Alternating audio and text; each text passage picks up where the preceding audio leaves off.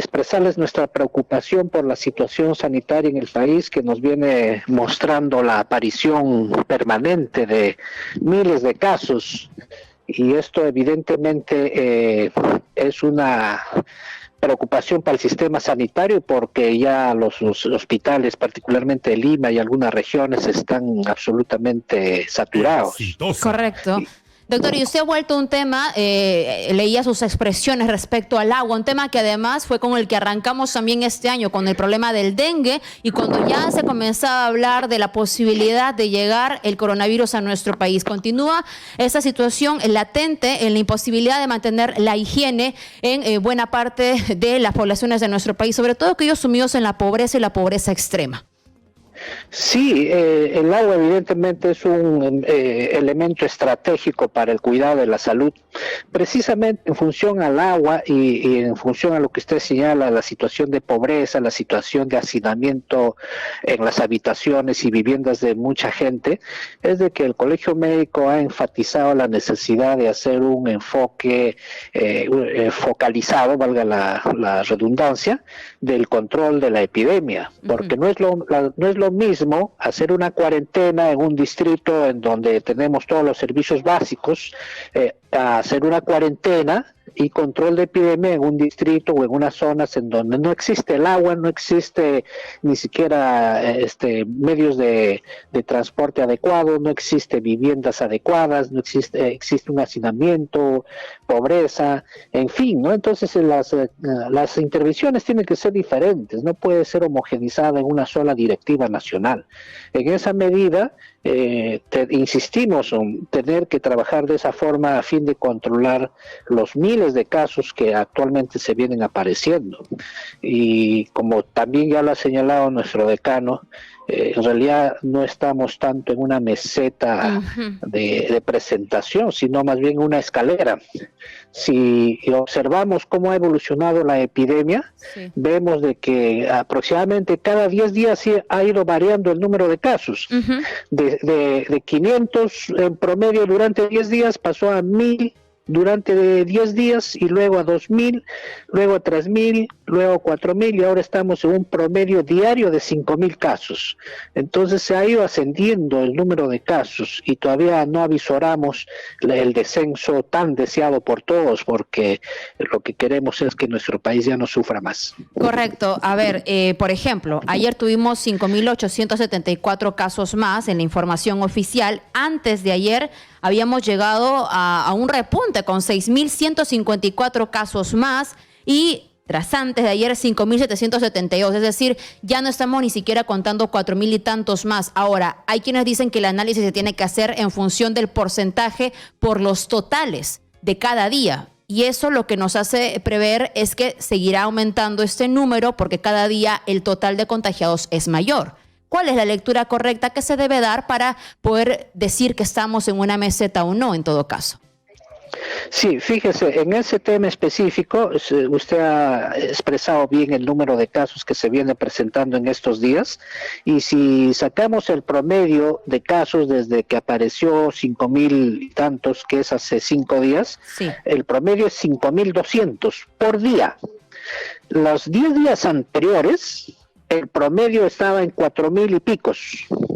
Los 10 días anteriores, el promedio estaba en 3000. Y los 10 días anteriores el promedio de aparición diario estaba en 2000. Si nosotros graficamos esos escalones, estamos graficando una escalera ascendente. Todavía no empezamos a graficar la disminución de casos. Y esto, vuelvo a repetir, es un grave problema para las personas. ¿Por qué? Porque si hoy se aparece 5000 casos, o 4000, o 3000, son miles de casos que van a ir a los establecimientos de salud que ya están saturados. O sea, ya no hay cómo atenderles. Y eso va a expresarse en un incremento de la mortalidad de las personas. Claro, y hablamos de casos solamente COVID, sin tomar en consideración que hay varios pacientes de otras enfermedades que están acudiendo a los centros hospitalarios y que tampoco reciben la atención que se necesita porque el sistema de salud ya colapsó de alguna forma, está exacerbado en varios puntos del país. Sí, lamentablemente, si bien es cierto que frente a una epidemia concreta como es el COVID, los hospitales y los establecimientos tenían que prepararse para afrontar esto, pero se ha abandonado a otros pacientes. Tenemos pacientes diabéticos, hipertensos, renales, que están haciendo su descompensación y no tienen dónde atenderse, porque hoy en día la mayor parte de hospitales solamente se han dedicado a COVID. Y ahora, bueno, han pedido auxilio al primer nivel de atención, pero la solución, un poco tardía, pero esa era la solución en parte de enfrentar la epidemia desde la misma población, desde los sectores primarios de atención, mancomunadamente con la comunidad, enfrentar, focalizar los lugares, aislar los lugares con mayor incidencia y hacer las intervenciones, no solo sanitarias, sino las intervenciones sociales y de ayuda alimentaria para poder hacer sostenible las cuarentenas, el aislamiento que se ha ido pregonando. Correcto. Doctor Tarazona, ¿qué se está entendiendo mal de esta propuesta de atención focalizada respecto al COVID-19? Porque claro, hay quienes podrían decir, pero se está focalizando de acuerdo al nivel de incidencia. Miremos el norte, el oriente, tienen un toque de queda diferenciado, ellos están más aislados. ¿Qué se está haciendo mal? Por otro lado, yo también mencionaba, el presidente dijo, a mayor ampliación de horario, menos aglomeración, pero vemos que en estas regiones más golpeadas se sigue poniendo un toque de queda bastante diferenciado, donde los bancos, mercados y demás tienen que cerrar temprano, por tanto la gente se sigue aglomerando en menos tiempo que tiene la facilidad de poder asistir a hacer sus compras o transferencias financieras. Considerar. Primero, si se focaliza, eso implica de que la mayor parte de recursos tengo que invertir, tengo que pasarlos a ese sitio que se ha focalizado. Por ejemplo, la ayuda económica a las pequeñas microempresas para su sostenibilidad se está dando homogéneamente en todo el país, pero pensamos que, por ejemplo, eso podría focalizarse en los sitios de mayor incidencia. ¿Para qué? Para hacer que no exista lo que usted señala, la aglomeración de las personas en torno a buscar el pan del día.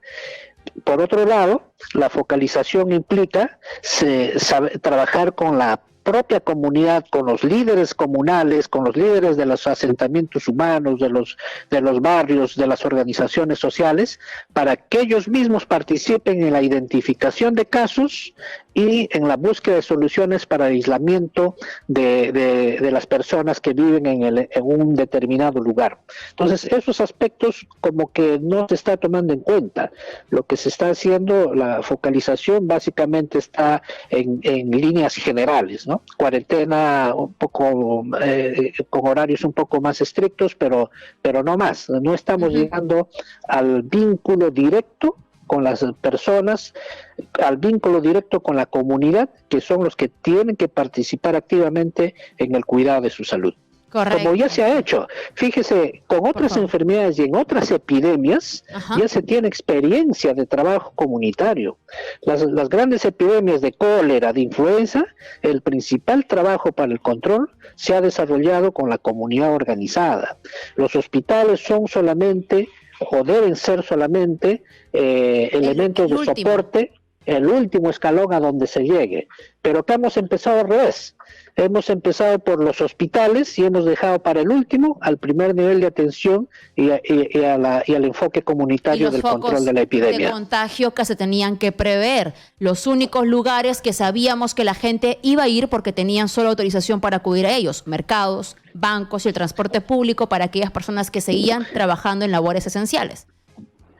El Colegio Médico desde el mes de marzo viene insistiendo en la intervención a los mercados, a los bancos, a los transportes y todo sitio de aglomeración, porque la lógica de transmisión de esta epidemia es de persona a persona.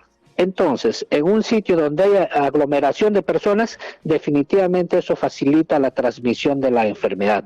Eso ha sido, por ejemplo, el problema de la ayuda económica. Colas enormes para los bancos. Eso ha sido la ayuda alimentaria. colas enormes alrededor de los camiones en donde estaban entregando la ayuda alimentaria. Sí. Entonces, ese problema no se ha tomado en consideración en su momento. Y hoy día estamos viendo las consecuencias de no haber actuado desde el primer nivel de atención, desde la propia comunidad en el control de la epidemia. Correcto, la participación entonces, y que usted señala, se puede hacer todavía, tenemos experiencia con éxito para poder hacerle frente con la participación de las comunidades de forma focalizada nuevamente. Esto a pesar de que tengamos la visión de que, o la realidad de que hay menos participación ya de las fuerzas del orden en las calles.